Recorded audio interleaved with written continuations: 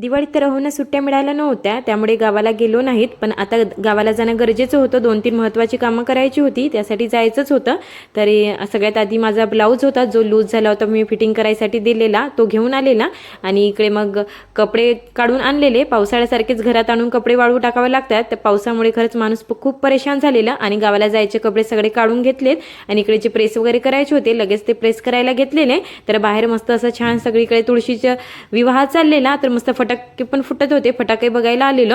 आणि माझा जो ड्रेस होता तो फिटिंगला पण टाकायचा होता. सगळ्या गोष्टी वेळेवरच आठवतात, आधी काही आठवत नाही. आता आज जायचं ठरलेलं, वेळेवरच ठरलेलं आम्हाला, पण आता जाणं महत्त्वाचंच होतं.